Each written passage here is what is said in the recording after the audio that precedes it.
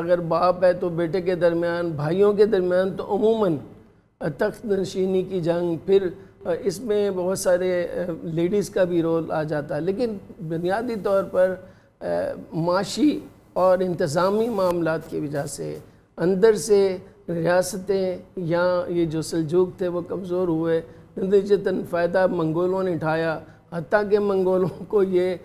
Tribute بھی دیتے رہے، جزیہ بھی دیتے رہے، اور منگول ان کے دربار میں آ کر ان کے ایکچول حکمران بن گئے۔ تو ایسے میں جب یہ صورتحال تھی تو دوسری فنامنا یہ بازنٹائن عیسائی جو تھے وہ قبضے کیے جا رہے تھے ان علاقوں پر۔ بالکل ٹھیک۔ اچھا، ارطغرل غازی حادثاتی طور پر ہجرت کر کے اناطولیہ پہنچا تھا کیا؟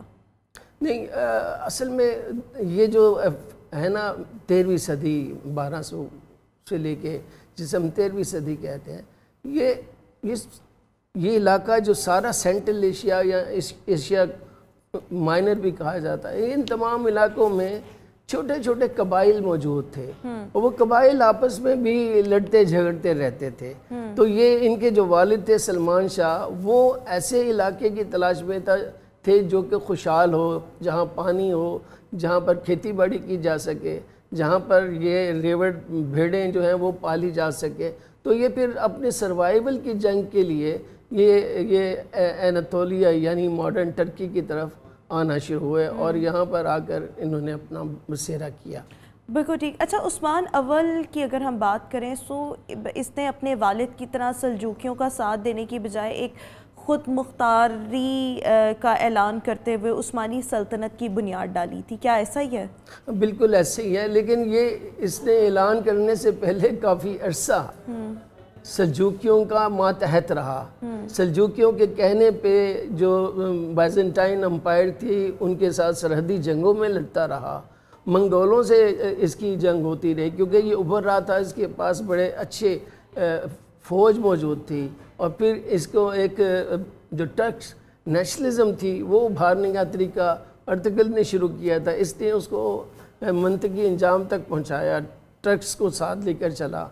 جو ٹرائبز ان کے مخالف تھے ان سے بھی کوشش کی یہ لڑائی نہ کرے، تو سلجوک جو تھے اس کو پہلے تو ناپسند کرنے لگے کہ یار یہ تھریٹ بنے گا، اور بعض کا سلجوک سے ان پر حملے بھی کیے، ان کو دوبارہ سے ریڈیوس کر دیا، مگر بالآخر آئی تھنک 1299 میں دیکھا کہ سلجوک جو بادشاہ ہے یا حکمران ہے وہ انتہائی کمزور ہو چکا ہے، اور وہ جو باقی جو ان کے مخالف ہیں ان کو وہ سپورٹ کرنے لگ گیا ہے۔ تو پھر اس نے